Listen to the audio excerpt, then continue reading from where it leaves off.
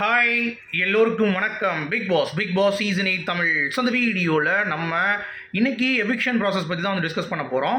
So வீடியோக்குள்ளே போகிறதுக்கு முன்னாடி நம்ம சேனலுக்கு நீங்கள் புதுசாக இருந்தீங்கன்னா கண்டிப்பாக சப்ஸ்கிரைப் பண்ணிக்கோங்க, வீடியோ மறக்காமல் ஒரு லைக் பண்ணிக்கோங்க. இப்போ நம்ம வீடியோக்குள்ளே போகலாம்.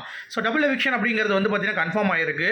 ஒன்று வந்து தர்ஷிகா கார்டு எடுத்துட்டாங்க அப்படிங்கிறத நம்ம சொல்லியிருந்தோம். இன்னொன்று தான் யார் அப்படின்ற அந்த டீட்டெயில் இந்த வீடியோவில் நம்ம கண்டிப்பாக டிஸ்கஸ் பண்ண போகிறோம். ஸோ என்னை பொறுத்த வரைக்கும் பயங்கர ஒரு போட்டி வந்து இருக்குது எவிக்ஷனுக்கு அப்படிங்கிறது தான். ஏதாவது ஃபஸ்ட்டு பிளேஸ் செகண்ட் பிளேஸுக்கு வந்து எப்பயுமே போட்டி இருக்காது. எவிக்ஷனில் தான் பயங்கரமாக ட்விஸ்ட் இருக்கும் எல்லா சீசன்லேயும். பட் இந்த சீசனில் அதுதான் மெயினான ஒரு ப்ரோட்டோக்காலாகவே இருக்குது இந்த சீசன் ரன் பண்ணிட்டு கொண்டு போகிறதில்ல. அது எத்தனை பேர் நீங்கள் அக்ரி பண்ணுறீங்க? எனக்கும் அப்படி தான் வந்து தோணுச்சு. ஸோ அதுக்கேற்ற மாதிரியே இன்றைக்கி நிறைய பேர் வந்து பார்த்திங்கன்னா கீழே இருக்காங்க. சத்யா, ரயான், அன்ஷிதா, விஜய் விஷால், தர்ஷிகா. பட் விஜய் விஷால் வந்து கேப்டன்சி கண்டென்டராக இருக்கிறதுனால அவர் தூக்க மாட்டாங்க அப்படின்ற மாதிரி கன்ஃபார்ம் ஆகிடுச்சு. ஏன்னா வந்து காதல் ஜோடியாக ரெண்டு பேரையும் கழட்டிடலாம் அப்படின்ற மாதிரி தான் நான் யோசித்தேன். நான் காலைல என்னுடைய ப்ரெடிக்ஷன் அப்படி தான் போட்டிருந்தேன், விஜய் விஷால் இருக்கும். ஏன்னா லாஸ்ட் 2 ஓட்டில் அவங்க தான் இருக்காங்க அப்படிங்கிறப்ப அவங்கள தூக்குனா தான் வந்து பார்த்திங்கன்னா நிதர்சனம், அதுதான் நிதர்சனம். பட் இப்போ என்ன ஆயிருக்கு அப்படின்னா, பாட்டம் ஆஃப் த டேபிளில் அஃபீஷியலில் யார் ஓட்ஸ் கம்மியாக இருக்கான்னு பார்த்தீங்கன்னா தர்ஷிகாவும் சத்யாவும் தான் சொல்கிறாங்க. ஸோ அப்போ அன்அஃபீஷியல் வந்து பார்த்தீங்கன்னா இது நம்பகத்தன்மை இல்லை. ஏன்னா முதல் 4 இடங்களில் ஏதோ மேட்ச் பண்ணுறாங்க. பட் அதுக்கடுத்து வர இடங்களில் அன்அஃபீஷியலில் நம்ம நம்பத்தன்மை வந்து கண்டிப்பாக கிடையாது. ஏன்னா அந்த மாதிரி எதுவுமே ஆகலை. இப்போ எவிக்ட் ஆன பிறகு தான் இவனுங்க என்ன பண்ணுறானுங்கன்னா அந்த ப்ரோட்டோக்காலை வச்சு கொஞ்சம் சாஃப்ட்வேர் வச்சு ரன் பண்ணிவிட்டு அப்புறம் கீழே இறக்கிடுறானுங்க. புரியுதா உங்களுக்கு? அன்அஃபீஷியலில். ஸோ அதனால் நம்ம இப்போ வச்சு நம்ம பேசவே முடியாது. இப்போ தர்ஷிகா கீழே இருக்காங்கன்னா அது கீழே காட்டுது. ஆனால் அதுக்கு மேலே விஜய் விஷால் அப்படிங்கிறது வந்து பார்த்திங்கன்னா நம்பகத்தன்மை இல்லை. சத்யா தான் போட்டிருக்கு. ஸோ சத்யாவும் தர்ஷிகாவும் வந்து பார்த்திங்கன்னா டபுள் எவிக்ஷனுக்கு வாய்ப்புகள் இருக்குது அப்படின்ற மாதிரி தான் சொல்கிறாங்க. ஏன்னா நான் ஏற்கனவே சொன்னேன்ல, இந்த கான்செப்ட் தான். ஆக்சுவலாக ஃப்ரீஸ் டாஸ்கில் போன சீசனில் வந்து பார்த்திங்கன்னா 11 பேர் இருந்தாங்க. ஓகேவா? சரவண விக்ரம், மணி, ரவீனா, தினேஷ், விசித்ரா, அர்ச்சனா, விஷ்ணு, அந்த மாதிரி நம்ம சொல்லிகிட்டே போகலாம். சரிங்களா? ஸோ நிக்சனு, அப்புறம் வந்து பூர்ணிமா, அந்த மாதிரி ஆட்கள் எல்லாம் ஒரு 11 பேர், சரவண விக்ரம் கூட இருந்தார், 11 பேர் இருந்தாங்க. இப்போ நம்மக்கிட்ட இருக்கிறது 15 பேர். இந்த வாரம் 2 தூக்குனா 13, அடுத்த வாரம் 2 தூக்குனா 11.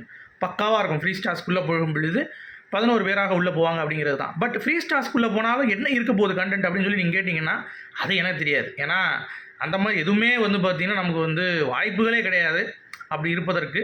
சரி, அப்படி இருந்தால் தான் நம்ம யோசிக்கணும். அப்படி இருப்பதற்கு வாய்ப்புகளே வந்து கண்டிப்பாக கிடையாது. ஏன்னா வன்மம், டாக்ஸிக், வெஞ்சன்ஸ் எதுவுமே இல்லாத ஒரு சீசன் அப்படிங்கிறது இது.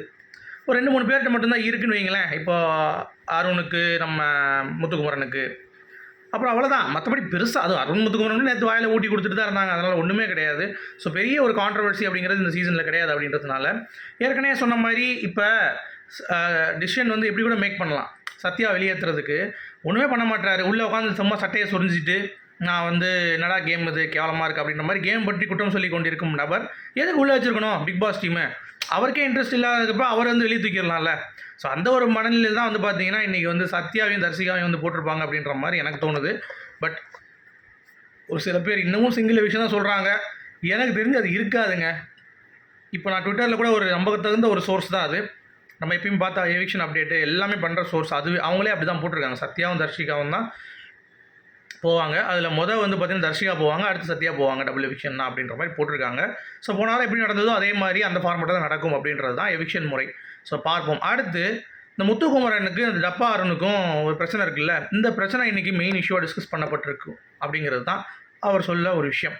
சரியா? வெளியே பரவுற ஒரு விஷயம். அது கண்டிப்பாக நடக்கும். ஏன்னா அவன் ரொம்ப மாக்கிங் பண்ணுறான். எல்லார மாக்கிங் பற்றியும் பேசுகிற விஜய் சேதுபதி அருணுடைய மாக்கிங் பற்றி ஏன் பேச மாட்டார் அப்படின்ற ஒரு கேள்வி எல்லாத்துக்குமே இருக்குது. ஏன்னா நீங்கள் யோசிச்சு பார்த்தீங்கன்னா தெரியும், சௌந்தர்யா லைட்டாக ஏதோ போய் பண்ணால் கூட முடிஞ்சு மாக்கிங்ன்ட்டு. ஏன்னா அவங்க ரொம்ப குலைக்கிற மாதிரி போகிறாங்க, அது கரெக்டு. பட் ஜாக்லின் வந்து சீப்போ அப்படிங்கிறது மாக்கிங்ன்றாரு, உட்காரு உருண்டை மூஞ்சிங்கிறது மாக்கிங்ன்றாரு.